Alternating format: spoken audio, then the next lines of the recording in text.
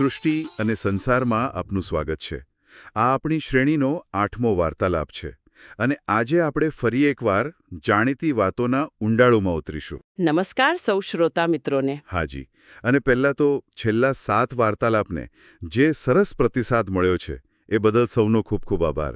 ખરેખર આનંદ થયો. સાચી વાત છે, પ્રોત્સાહન મળે છે આનાથી. અને હા, યાદ અપાવી દઉં કે આખી શ્રેણી સ્પોટીફાઈ અને યુટ્યુબ પર પણ છે, તો ત્યાં પણ સાંભળી શકો છો. બરાબર. તો આજે વાત કરવી છે અગસ્ત્ય ઋષિની.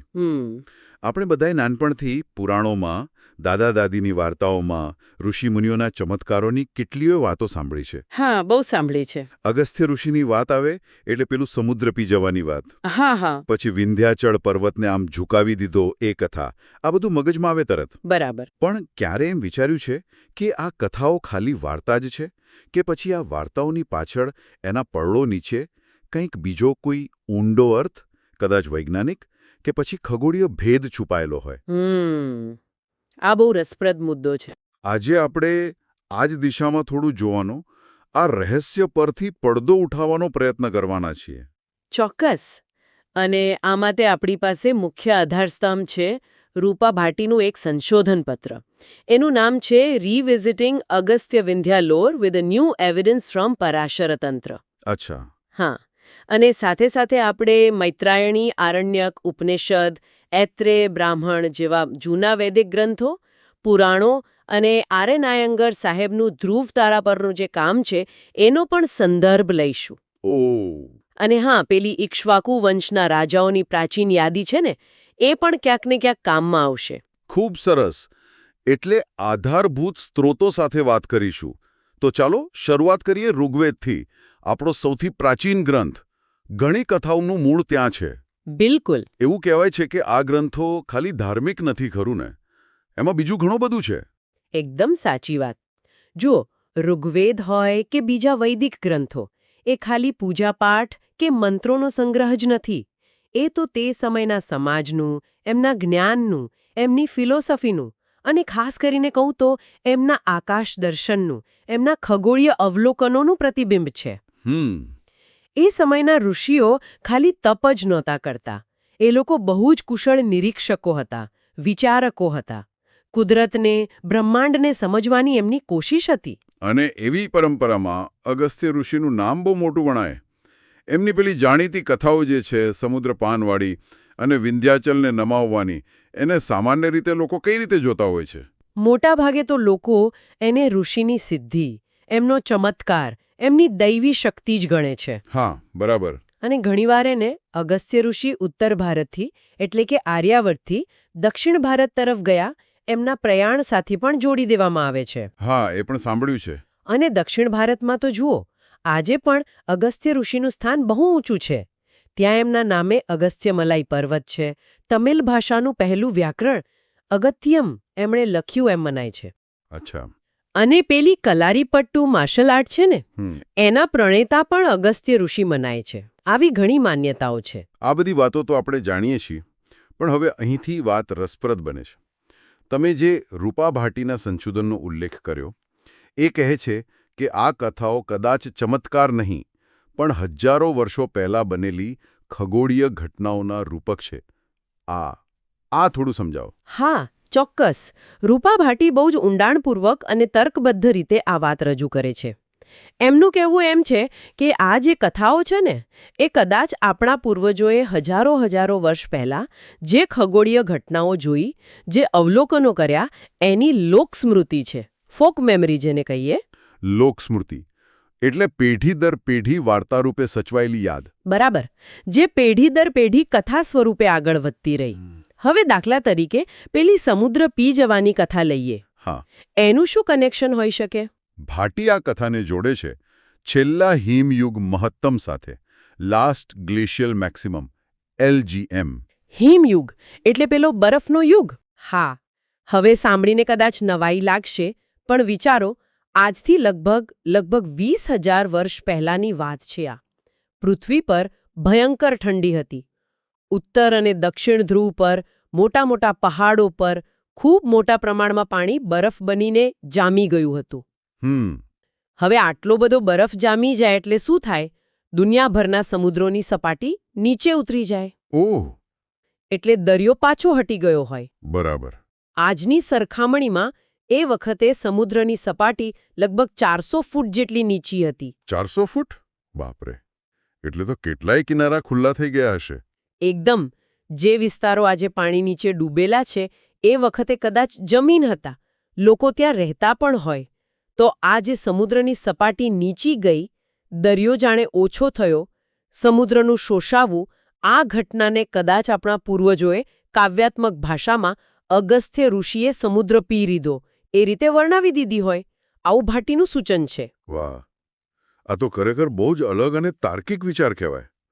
મતલબ કે એ સમયના લોકોએ જે નજર સામે જોયું એને પોતાની રીતે વાર્તાના રૂપમાં યાદ રાખી લીધું. હા, શક્ય છે. તો પછી પેલી બીજી કથા, વિંધ્યાચળ પર્વતને રોકવાની, એની પાછળ શું રહસ્ય હોઈ શકે? એનું પણ આવું કોઈ કનેક્શન? હા, એનું પણ છે. પણ એ સમજવા માટે છે ને પૃથ્વીની એક બહુ જ ધીમી પણ બહુ જ મહત્વની ગતિ વિશે જાણવું પડે. વિજ્ઞાન એને કહે છે અક્ષીય અયન, એક્સિયલ પ્રિસેશન. અક્ષીય અયન. આ શબ્દ થોડો ભારે લાગે છે. આમ સાદી ભાષામાં સમજાવશો? ચોક્કસ ચોક્કસ. આમ સમજો, પૃથ્વી છે ને એ પોતાની ધરી પર ફરે છે એ તો ખબર છે, ભમરડાની જેમ. હા. પણ એની જે ધરી છે ને એ એકદમ સીધી નથી, આમ થોડી નમેલી છે, લગભગ 23.5 ડિગ્રી. હા, એ ખ્યાલ છે. હવે જેમ પેલો ભમરડો ગોળ ગોળ ફરે ત્યારે એની ઉપરની જે દાંડી હોય એ પણ ધીમે ધીમે હવામાં ગોળ ગોળ ફરે છે ને. હા, ફરે છે. બસ એ જ રીતે પૃથ્વીની આ નમેલી ધરી પણ અવકાશમાં બહુ જ ધીમે ધીમે, એટલી ધીમે કે એક ચક્કર પૂરું કરતા એને લગભગ 26,000 વર્ષ લાગે, એ રીતે ગોળ ગોળ ફરે છે. ઓહ, 26,000 વર્ષ એક ચક્કર માટે. એટલે આનો મતલબ એમ થયો કે પૃથ્વીનો ઉત્તર ધ્રુવ હંમેશા એક જ દિશામાં એક જ તારા સામે નથી રહેતો. બરાબર પકડ્યું. મુદ્દાની વાત આ જ છે. આના કારણે જ હજારો વર્ષો પસાર થઈને એટલે ઉત્તર દિશામાં દેખાતો ધ્રુવ તારો બદલાતો રહે છે. આજે જે પોલેરિસ આપણો ધ્રુવ તારો છે એ થોડા હજાર વર્ષ પહેલા નહોતો અને ભવિષ્યમાં પણ બદલાઈ જશે. એટલે પેલો કહેવાતો ધ્રુવ તારો જે સ્થિર મનાય છે એ પણ ખરેખર તો સ્થિર નથી. રસપ્રદ. હા, અને આ જ અક્ષીય અયનની બીજી અસર એ થાય છે કે આકાશમાં દેખાતા બીજા તારાઓની જગ્યા પણ હજારો વર્ષના ગાળે બદલાતી હોય એવું લાગે. ખાસ કરીને આપણે ઉત્તર ગોળાર્ધમાંથી જોઈએ તો દક્ષિણ દિશાના જે તારાઓ છે એ ક્યારેક ક્ષિતિજથી વધુ ઊંચા દેખાય તો ક્યારેક સાવ નીચે જતા રહે અથવા તો દેખાતા જ બંધ થઈ જાય. અચ્છા. અને આનો અગસ્ત્ય તારા સાથે શું સંબંધ છે? સંબંધ છે.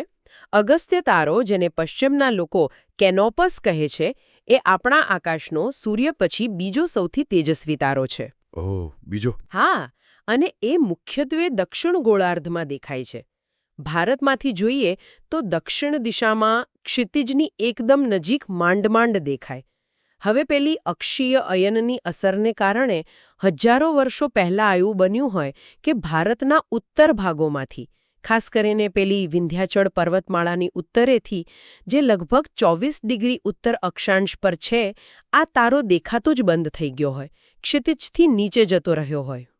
એટલે અહીંયા પેલી વિંધ્યાચળવાળી કથા જોડાય છે કે વિંધ્ય ઓળંગીને ગયા પછી દેખાયા નહીં. હા, પણ એના પર પૂરી રીતે આવીએ એ પહેલા મૈત્રાયણી આરણ્યક ઉપનિષદનો એક બહુ જ મહત્વનો ઉલ્લેખ છે, એ જોવો પડશે. એ આખી વાત સમજવામાં બહુ મદદ કરશે. કહો, શું છે એ ઉલ્લેખ? શું ખાસ વાત છે એમાં? જુઓ, આ ઉપનિષદમાં છે ને ઇક્ષ્વાકુ વંશના એક બહુ જ જૂના રાજા છે, બૃહદ્રથ.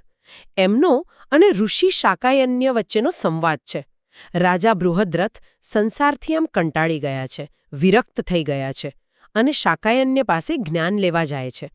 અને પોતાના વૈરાગ્યનું કારણ બતાવતા એ જે કહે છે ને એ સાંભળવા જેવું છે. શું કહે છે? એ કહે છે, હે ભગવન, આ શરીરમાં રહીને મેં શું શું નથી જોયું. મેં મહાસાગરોને સૂકાતા જોયા છે. શું? મહાસાગરોને સૂકાતા? હા, પર્વતોને ખરતા જોયા છે, ધ્રુવને ચલિત થતા જોયો છે, એટલે કે ધ્રુવ તારાને એની જગ્યાએથી ખસતો જોયો છે, પૃથ્વીને પાણીમાં ડૂબતી જોઈ છે અને દેવોને પણ પોતાના સ્થાન છોડતા જોયા છે. અરે બાપરે! આ તો કેવું વર્ણન છે! મહાસાગરોનું સૂકાવું, ધ્રુવનું ચલન. આ કોઈ સામાન્ય માણસનો અનુભવ તો ન જ લાગે. બિલકુલ નહીં. અને આ સમુદ્રનું સૂકાવું ફરીથી પેલી એલજીએમ પહેલાંની દરિયાની સપાટી નીચી જવાની વાત તરફ ઇશારો કરે છે નહીં? હા, બરાબર. અને ધ્રુવનું ચલન એ પેલી અક્ષીય અયનની વાતને સમર્થન આપે છે. રૂપા ભાટી એ પણ નોંધે છે કે રાજા બૃહદ્રથ જે બીજા રાજાઓના નામ લે છે, જેમ કે મરુત, ભરત, સુદાસ, હરિશ્ચંદ્ર, અંબરીશ, આ બધા રામાયણના રામ કરતાં પણ પહેલા થઈ ગયેલા રાજાઓ છે. રામનો ઉલ્લેખ નથી કરતા. ના, રામનો ઉલ્લેખ નથી. આ બતાવે છે કે બૃહદ્રથ કેટલા પ્રાચીન હોવા જોઈએ. તો શું આ ઉપનિષદના આધારે કોઈ સમયગાળો નક્કી થઈ શકે કે ક્યારની વાત હશે આ? નક્ષત્રથી થતો હતો. મઘા એટલે પેલો સિંહ રાશિનો રેગ્યુલર તારો. વર્ષના 2 ભાગ હતા. અગ્નિ અર્ધ વસંત સંપાતથી શરદ સંપાત અને સોમ અર્ધ શરદ સંપાતથી વસંત સંપાત. અહીં સંપાત એટલે ઇક્વિનોક્સ, જ્યારે દિવસ રાત સરખા હોય. હવે જો આપણે ખગોળીય ગણતરી કરીએ તો વસંત સંપાત મઘા નક્ષત્રમાં હોય એવો સમય લગભગ 8000 થી 9000 ઈસવીસન પૂર્વે આવે. અચ્છા, 8000-9000 BCE. પણ અહીંયા એક નાની સમસ્યા છે. રાજા બૃહદ્રથ શેની વાત કરે છે? સમુદ્ર સૂકાવાની. હા. જ્યારે 8000 થી 9000 BCEમાં તો હિમયુગ પૂરો થઈ ગયો હતો. બરફ પીગળી રહ્યો હતો. સમુદ્રની સપાટી તો વધી રહી હતી, ઘટી નહોતી રહી. ઓહ, એટલે આ મેળ નથી ખાતો. બરાબર. એટલે રૂપા ભાટી એક બહુ જ કહી શકાય કે ક્રાંતિકારી વિચાર મૂકે છે. એ પૂછે છે કે શું મઘા નક્ષત્રમાં વસંત સંપાત આનાથી પણ પહેલા ક્યારે આવ્યો હતો? કારણ કે પેલું અક્ષીય અયનનું ચક્કર તો 26000 વર્ષનું છે. હા, બરાબર. અને ગણતરી બતાવે છે કે હા, એવો સમયગાળો લગભગ 34500 BCE પણ આવ્યો હતો. શું વાત કરો છો? 34500 BCE? હા, અને આ અત્યંત પ્રાચીન સમયગાળો બૃહદ્રથના સમુદ્ર સૂકવવાના અવલોકન સાથે બરાબર બંધ બેસે છે. કારણ કે એ એલજીએમ પહેલાનો સમય હતો, જ્યારે હિમનદીઓ બની રહી હતી અને સમુદ્રની સપાટી ખરેખર ઘટી રહી હતી. 34500 વર્ષ પહેલા? આ તો માનવામાં જ ના આવે એટલી જૂની વાત છે. આ ખરેખર શક્ય બને? આટલી જૂની યાદ સચવાય? વાત ચોક્કસ સ્તબ્ધ કરી દે તેવી છે. પણ બૃહદ્રથનો પેલો બીજો ઉલ્લેખ યાદ કરો, ધ્રુવ તારાનું ચલન. હા. એ આ પ્રાચીન સમયને વધુ બળ આપે છે. કારણ કે ખગોળીય ગણતરી મુજબ લગભગ 38000 BCEમાં અભિજીત નામનો બહુ તેજસ્વી તારો ઉત્તર ધ્રુવની એકદમ નજીક હતો. તો શક્ય છે કે બૃહદ્રથના સમય સુધીમાં લગભગ 34500 BCE એ ધ્રુવ સ્થાનથી થોડો ખસી ગયો હોય, જેને ચલન તરીકે નોંધવામાં આવ્યું. અચ્છા. અને આર્યન આયામદારની સંશોધન પણ એ જ કહે છે કે પ્રાચીન ગ્રંથોમાં ધ્રુવ એ કોઈ એક તારાનું પાક્કું નામ નથી, પણ સ્થિર બિંદુ કે સ્થિર સ્થાનનો નિર્દેશ કરે છે. અને એ સ્થાને કયો તારો દેખાતો હતો એ સમય સાથે બદલાયો છે. જેમ કે લગભગ 2800 BCEમાં થ્યુબાન એટલે કે આલ્ફા ડ્રેકોનેસ ધ્રુવ તારો હતો. આ બધું શું બતાવે છે? એ જ કે આપણા પૂર્વજો આકાશના આવા ધીમા ફેરફારોની પણ કેટલી બારીકાઈથી નોંધ લેતા હતા. બરાબર. અદ્ભુત. મતલબ કે આપણા ઋષિઓ અને રાજાઓએ જોયેલું આકાશ એ ખરેખર આપણા આકાશ કરતાં અલગ હતું. આ વિચાર જ આમ ગજબનો છે. હવે આ બધી કડીઓ ભેગી કરીને પેલી અગસ્ત્ય વિંધ્ય કથા પર પાછા આવીએ. આટલી પ્રાચીન સમયરેખા અને આ ખગોળીય ફેરફારોના સંદર્ભમાં એ કથાનું શું અર્થઘટન થાય? હવે ચિત્ર થોડું સ્પષ્ટ થશે. રૂપા ભાટી સૂચવે છે કે અગસ્ત્ય વિંધ્ય કથા મૂળભૂત રીતે કેનોપસ એટલે કે અગસ્ત્ય તારાના આકાશમાં દેખાવા અને પછી ગાયબ થવા સાથે જોડાયેલી છે. અને આ ફેરફાર શાના લીધે થયો? પેલા અક્ષીય અયનને કારણે. કઈ રીતે? પેલી વિંધ્યે અગસ્ત્યને રોક્યા હતા એ વાતનું શું? જુઓ, કથાનો એક ભાગ એવો છે કે વિંધ્ય પર્વત વધવા માંડ્યો અને સૂર્યનો માર્ગ રોકી દીધો. કદાચ આ સૂર્ય નહીં પણ અગસ્ત્ય તારાની વાત હોય, જે દક્ષિણમાં દેખાતો હતો. અને પછી અગસ્ત્ય ઋષિ આવે છે, વિંધ્યને ઝૂકવાનું કહે છે અને કહે છે કે હું દક્ષિણથી પાછો ન ફરું ત્યાં સુધી તું ઝૂકેલો જ રહેજે. આ વાતનું ખગોળીય અર્થઘટન શું? હા, એ જ. અક્ષીય અયનને કારણે, જેમ આપણે વાત કરી, કેનોપસ તારો આકાશમાં ધીમે ધીમે દક્ષિણ તરફ સરકી રહ્યો હતો. ગણતરીઓ બતાવે છે કે લગભગ 19,000 ઈસવી પૂર્વે આ તારો વિંધ્ય પર્વતમાળાના અક્ષાંશથી એટલે કે લગભગ 24 ડિગ્રી Nથી એટલો બધો નીચે જતો રહ્યો કે વિંધ્યની ઉત્તરે આવેલા જે પ્રદેશો છે જેમ કે ગંગાનું મેદાન ત્યાંથી એ દેખાતો જ બંધ થઈ ગયો. ઓહ, એટલે જાણે અગસ્ત્ય ઋષિ દક્ષિણમાં ગયા અને પાછા જ ન ફર્યા. બરાબર. પાછા ન ફર્યાનો અર્થ કદાચ એ કે ઉત્તર ભારતમાં એ તારો ફરી ક્યારેય ક્ષિતિજથી ઉપર દેખાયો જ નહીં. અચ્છા, આ તો જબરદસ્ત કનેક્શન છે. અને આ વાતને પુષ્ટિ મળે છે એક પ્રમાણમાં ઓછા જાણીતા પણ મહત્વના ખગોળ ગ્રંથમાંથી પરાશર તંત્ર. આ ગ્રંથમાં કૌશિક અને પરાશર ઋષિનો સંવાદ છે જેમાં પરાશર ઋષિ અગસ્ત્ય વિંધ્યની આખી કથા કહે છે. અને કથાના અંતે પરાશર એક બહુ જ ચાવીરૂપ વાક્ય બોલે છે. એ કહે છે, તેથી અગસ્ત્ય દક્ષિણ દિશામાં જ ઉદય અને અસ્ત પામે છે. Rises and sets in the south only. દક્ષિણમાં જ ઉદય અને અસ્ત પામે છે. હા, આ વાક્યનો સીધો મતલબ શું થાય? એ જ કે જે સમયે આ ગ્રંથ લખાયો અથવા જે સમયની એ વાત કરે છે ત્યારે અગસ્ત્ય તારો વિંધ્યની ઉત્તરેથી દેખાતો જ નહોતો. એ ફક્ત દક્ષિણમાં જ ક્ષિતિજ પર થોડો ઉપર આવીને તરત આથમી જતો હતો. આ વાત પેલી કથાના પાછા ન ફર્યાવાળા અર્થઘટન સાથે બરાબર બંધ બેસે છે. આ તો ખરેખર ગજબની વાત કહેવાય. એટલે એક સામાન્ય લાગતી પૌરાણિક કથા એ હકીકતમાં હજારો વર્ષ જૂની ખગોળીય ઘટનાની યાદ સાચવીને બેઠી છે. પણ મનમાં એક સવાલ થાય કે આટલા હજારો વર્ષ, 19,000 વર્ષ, 34,500 વર્ષ, આટલા લાંબા સમય સુધી આવી યાદો ખાલી કથા વાર્તા રૂપે કેવી રીતે સચવાઈ રહી હોય? એ થોડું અવિશ્વસનીય નથી લાગતું? તમારો સવાલ એકદમ વ્યાજબી છે. આ સમયગાળો ખરેખર કલ્પના બહારનો છે. પણ આપણે એ ન ભૂલવું જોઈએ કે ભારતની જે જ્ઞાન પરંપરા છે ને એ મૌખિક રીતે કંઠસ્થ પરંપરાથી પેઢી દર પેઢી જ્ઞાન સાચવવા માટે જાણીતી છે. હા, વેદોનું ઉદાહરણ છે જ. બરાબર. વેદો હજારો વર્ષ સુધી લખાયા વગર ફક્ત સાંભળીને અને યાદ રાખીને જ સચવાયા છે. અને બીજું ઉદાહરણ લો પુરાણોનું. પુરાણોમાં રાજાઓની જે લાંબી લાંબી વંશાવળીઓ મળે છે એ પણ આ લાંબા સમયની સ્મૃતિનો પુરાવો છે. હા, એ પણ ખરું.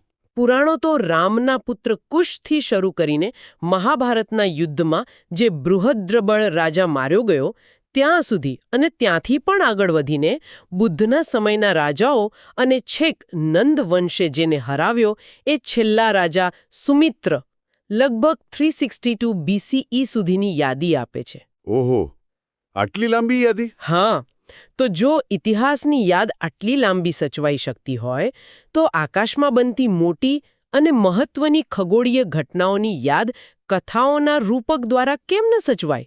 શક્ય તો છે જ. તમારી વાતમાં દમ તો ઠીડે. ખરેખર વિચારતા કરી મૂકે એવી ચર્ચા છે આ બધા પરથી. આપણે સૌ શ્રોતાઓ શું બોધપાઠ લઈ શકીએ? શું શીખવા જેવું છે આમાંથી? મને લાગે છે કે મુખ્ય બોધ એ છે કે આપણા જે પ્રાચીન ગ્રંથો છે, પુરાણો છે, કથાઓ છે, એને ખાલી અંધશ્રદ્ધા કે પછી કાલ્પનિક વાર્તાઓ ગણીને બાજુ પર ન મૂકી દેવા જોઈએ. હા, એવું બને છે ઘણીવાર. એમાં બહુ ઊંડું જ્ઞાન, ઇતિહાસના સંકેતો અને બહુ સૂક્ષ્મ વૈજ્ઞાનિક અવલોકનો પણ છુપાયેલા હોઈ શકે છે. જરૂર છે એમને શ્રદ્ધાની સાથે સાથે એક ખુલ્લા મનથી, વિવેચનાત્મક રીતે અને વૈજ્ઞાનિક દૃષ્ટિકોણથી જોવાની અને સમજવાની. કદાચ આજના સમયમાં એની જરૂરિયાત વધારે છે નહીં? કારણ કે હવે પેલી જૂની પરંપરાઓ ઓછી થઈ રહી છે. પહેલાં જે ગામના ચોરે કે મંદિરમાં કોઈ વિદ્વાન બ્રાહ્મણ કે પંડિત બેસીને શાસ્ત્રો વાંચી સંભળાવતા, એનો સાચો અર્થ સમજાવતા, આવી કથાની પરંપરા હવે લગભગ દેખાતી નથી. સાવ સાચી વાત કહી તમે. અને આ જ્ઞાનનો જે અભાવ ઊભો થયો છે ને એને કારણે ઘણીવાર આપણી સંસ્કૃતિ અને આપણા ઇતિહાસનું ખોટું અર્થઘટન થાય છે. એની ટીકા કરવી, એને ઉતારી પાડવી બહુ સહેલી બની જાય છે. કારણ કે લોકો મૂળ ગ્રંથો સુધી, એના ઊંડાણ સુધી પહોંચતા જ નથી. આ આપણા અમૂલ્ય વારસા સાથે એક પ્રકારનો અન્યાય છે. તો આજના શ્રોતાઓ માટે આપનો અંતિમ સંદેશ શું રહેશે? આપણે શું કરવું જોઈએ? મારો તો સૌને એટલો જ અનુરોધ છે કે આપણે સૌ આપણા આ ભવ્ય ભૂતકાળને, આપણી આ જ્ઞાન પરંપરાને સમજવા માટે થોડોક સમય કાઢીએ. પ્રાચીન ભારતીય સાહિત્ય છે, ઇતિહાસ છે, ખગોળ વિજ્ઞાન છે, એના વિશે થોડું વાંચીએ, સાંભળીએ, જોઈએ. પણ હા, વૈજ્ઞાનિક દૃષ્ટિકોણથી જે રજૂ થયું હોય એના પર ધ્યાન આપીએ. આપણી પાસે જે ખજાનો પડ્યો છે એને ઓળખવાની કોશિશ તો કરીએ. કદાચ હવે પછી જ્યારે કોઈ પુરાણ કથા સાંભળો ને, જેમ કે આજે આપણે અગસ્ત્યની વાત કરી, તો એક ક્ષણ માટે થોભીને વિચારજો, શું આમાં કોઈ બીજો અર્થ હોઈ શકે? શું આ કોઈ બહુ જૂની વાતનો, કોઈ સત્યનો પડઘો હોઈ શકે? બસ આટલી જિજ્ઞાસા પણ આપણને આપણી સંસ્કૃતિના મૂળની વધુ નજીક લઈ જશે અને એનું સાચું ગૌરવ સમજાવશે. ખૂબ ખૂબ આભાર. ખરેખર આજે તો એકદમ નવી જ દ્રષ્ટિ મળી અગસ્ત્ય ઋષિની કથાઓ સમજવા માટે. ખૂબ જ રોમાંચક અને જ્ઞાનવર્ધક ચર્ચા રહી. મને પણ મજા આવી. શ્રોતાઓને ફરી યાદ અપાવી દઉં કે આ શ્રેણીના નિર્માતા અને અમારા માર્ગદર્શક છે શ્રી કેતનભાઈ જણસારી. અને આપ સૌ શ્રોતાઓનો પણ ખૂબ ખૂબ આભાર કે તમે ધ્યાનથી સાંભળ્યું. ફરી મળીશું આવતા અઠવાડિયે એક નવા વિષય સાથે, નવા ઊંડાણ સાથે. ત્યાં સુધી આવજો. આવજો.